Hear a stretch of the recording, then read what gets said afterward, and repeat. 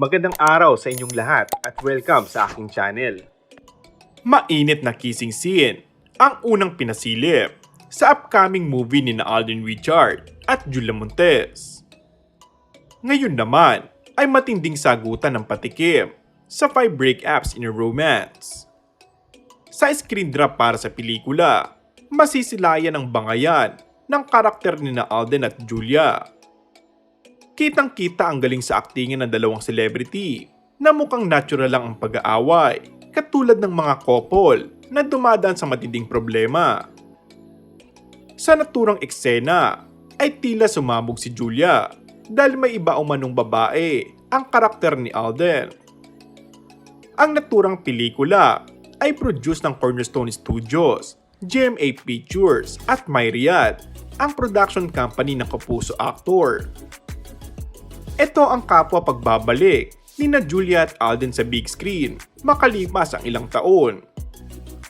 Sa ngayon ay hindi pa inaanunsyo kung kailan ilalabas ang 5 breakups in a romance sa mga sinihan.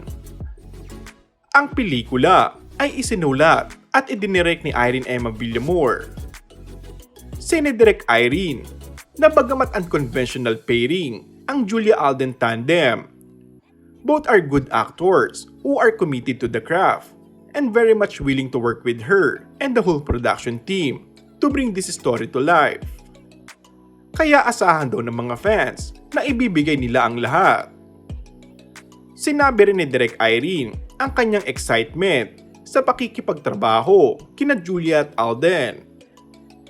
Binanggit ang kanilang natural chemistry at husay sa pag-arte.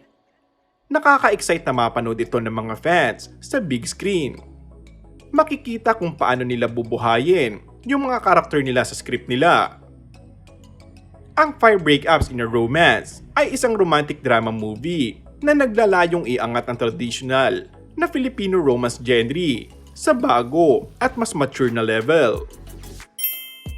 And that's all for our today's video.